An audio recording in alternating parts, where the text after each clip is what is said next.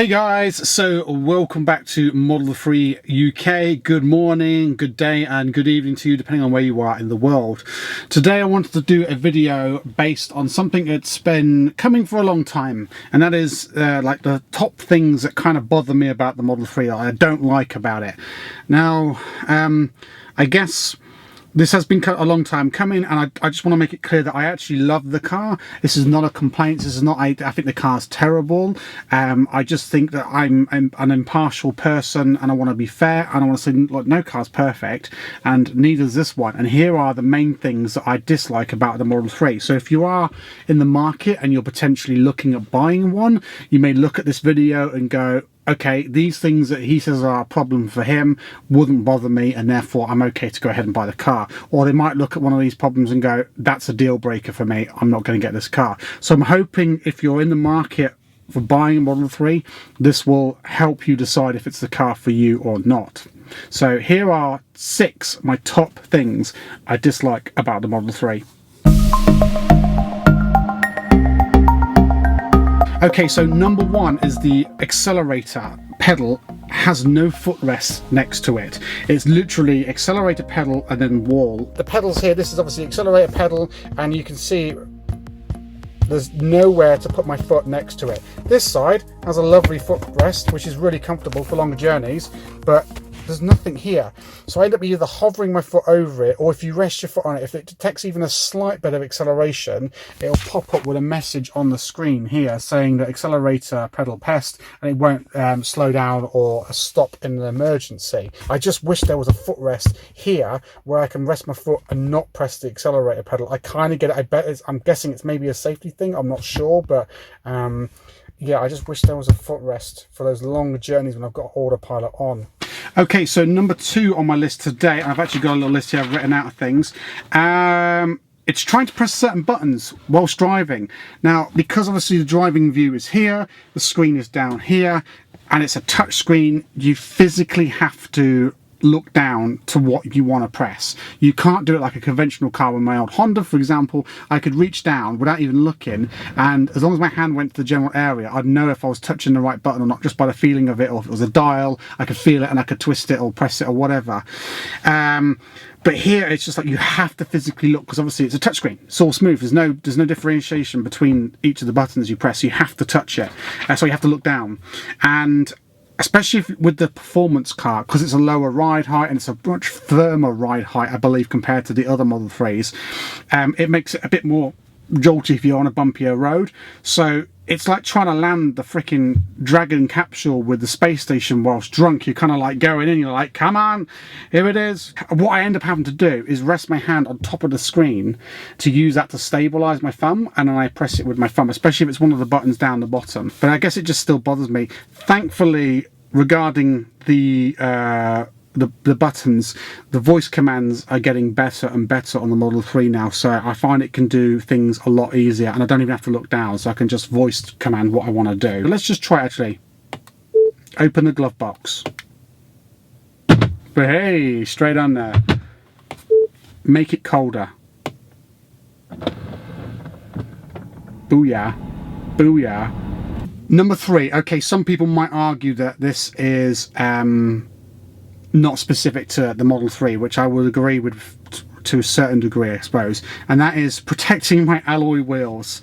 So the Model 3 Performance has 20-inch wheels. That's what it comes with as stock, and I've seen a lot of posts online, a lot of posts, which are quite scary, because I mean, this probably does happen every day. I've never had it where I've damaged my wheel from hitting a pothole, but I am terrified because there are so many people out there putting posts up saying they hit a pothole and it's cracked or split or dent their alloy wheel. Because first of all, obviously it's 20-inch wheels, so the wheels, the rubber bits are quite thin, so there's not much sponginess between when you hit the pothole and then the pothole hitting the actual alloy itself. There's not much rubber suspension there, shall we say.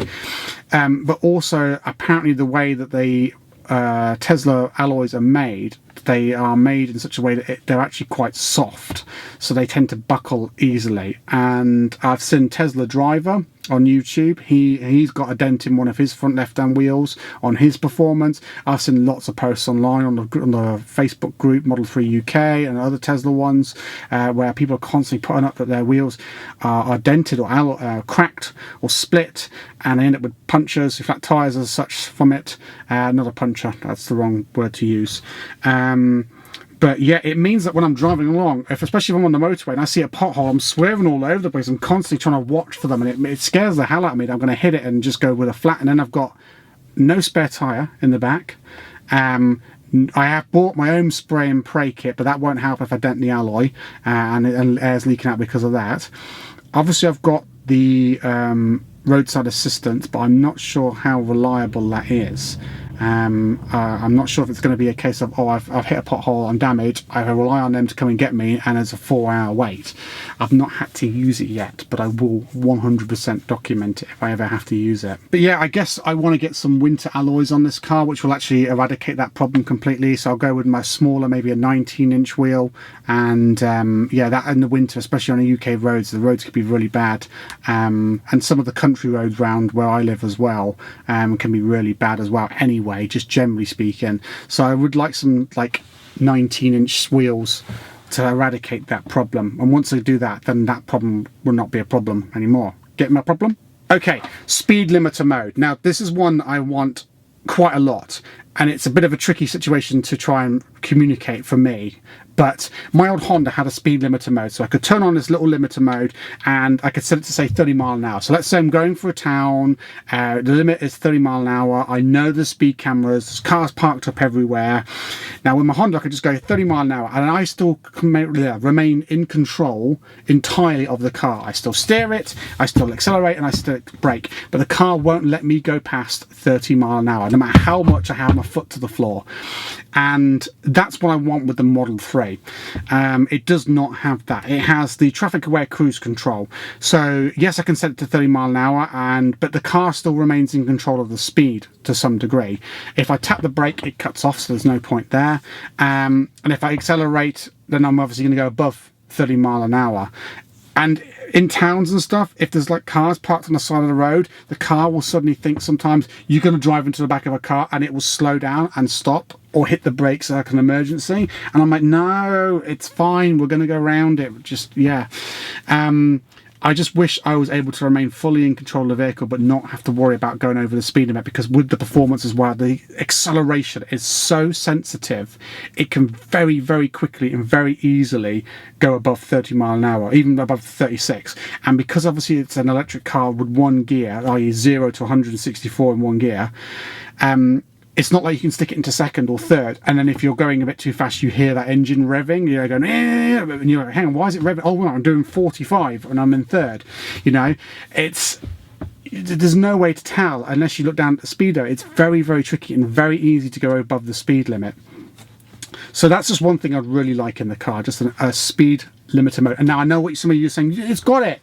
Yes, it has got it on the app, but you can't get the app up while you're driving and start setting up the speed limiter mode. You can't do it. One, it's illegal to be touching your phone, and two, it's a really fiddly and long-winded process. It needs to be something on either the screen or you can activate via the voice commands on the steering wheel.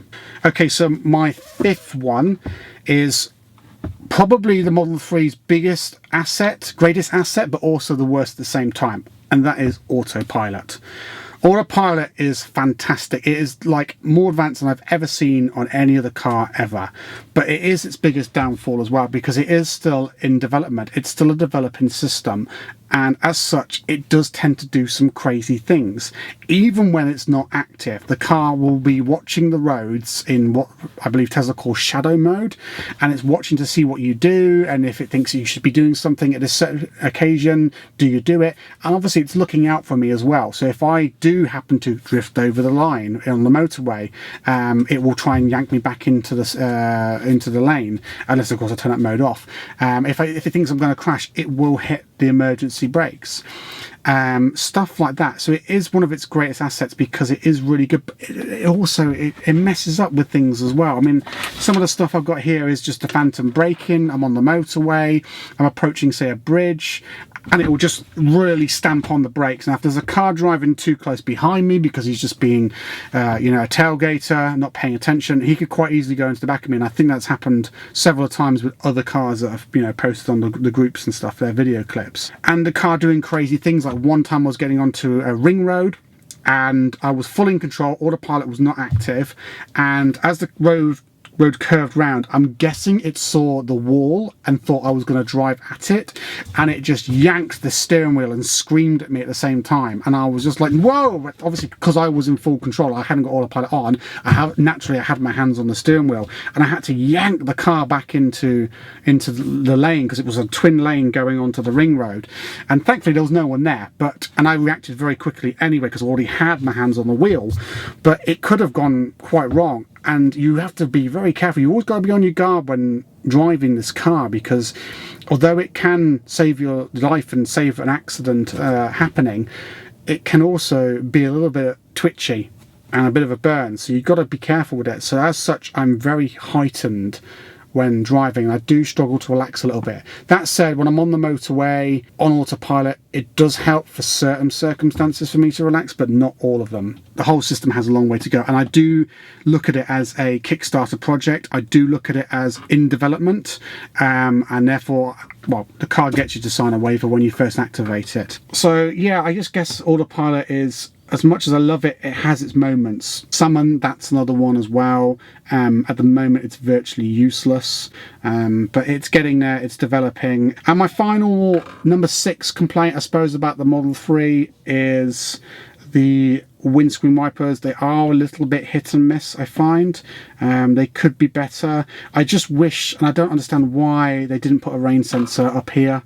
You know, it's the most reliable method, but they've gone with the camera system, which does work, but it can be intermittent, especially if you've got like just a very fine rain mist on the screen. That can be like to the point where I'm uncomfortable driving. I want the windscreen wipers to activate. And yes, it's just a button on the steering wheel here, but after a period of time, it really starts to get on your nerves. If you're doing a long journey and every 30 seconds for an hour and a quarter you're having to hit that windscreen wiper. The other thing you do, obviously, I end up just putting it off auto and onto 1, but then I forget I've put it onto 1 or 2. And what I find at a later point is I tend to forget that I've put it on to 1 and 2, and then when I get in the car later and it's not, you know, there's no rain, I'm like, why are the windscreen wipers going every oh yeah, I've got to turn it off. So boop, auto, you know, windscreen wiper mode, switch it off. I don't know, so yeah, it's just a bit of, I wish I just put the windscreen water sensor in the windshield. That'd have been so much better. I will add a number 7 in, which is a bonus one, I suppose, and that is the build quality. It is still a little bit hit and miss. There are issues I found with my car, like the odd stain which was on the back seat when I first got the car. It wasn't the end of the world, but I've left it. I didn't complain about Tesla because it's only a small stain. There have been issues, obviously, which the cars had to go in for. So one of the issues it went back in for very early on was the water getting into the boot. The actual boot lid was filling up with water, and then when I'd open it, it would pour down this black pipe and into the actual boot itself, saturating anything that was in the boot, and getting into the lower footwell area as well. That said, for the most part, I'd say my car has been actually fine. They did hand the car over to me with like a stain down the sort of a sticker mark, I'd say, on the outside of the car, which they actually took off when I took it back in. And there was also a paint defect on the front, which turns out that I think there was a chip. They tried to paint over it and they just hadn't buffed the paint for some reason, so it looked a bit odd. There was like a splodge about the size of, I don't know, about this big, and it was yeah, it was like a matte white, but once they buffed it, it actually came back up as metallic, so that was fine as well. But I guess there's just little build quality issues there, and I'd say for me that's been a minor thing, because I know it's got a 4-year warranty on the car, and Tesla have been very good at taking the car off me, giving me a courtesy car, and fixing the problem. And it's all under warranty, so I am happy with the fact that although there are build quality issues out there, I'm confident that anything that does arise, Tesla will look at and fix for me. So that's my top 6 plus a 7th bonus one complaint about the car, I suppose. I must stress that I do love the car. I am going to keep it for a long period of time, but like I said, I want to be impartial and I want to be fair, so anyone looking at buying a car can actually have a good idea of what is good and what is bad about the vehicle itself. What are your top burns about the car, is there anything that bothers you? Put it in the comments below. Let me know. I'm very curious to know if you have any other issues that you think that have arisen that you think is a common problem and a potential buyer out there should be aware of. Let me know. Anyway, thanks for watching, guys. Don't forget to join the Facebook group Model 3 UK. If you're looking to buy a Tesla, please use our referral code. You get 1,000 free supercharger miles. If you don't have one, mine will be in the description below. And I'll also include a load of discount codes below for various other companies such as Handshow, Model 3 Parts, and Green Drive. You guys have been awesome. I hope to see you in the next one. Take care, and bye-bye for now.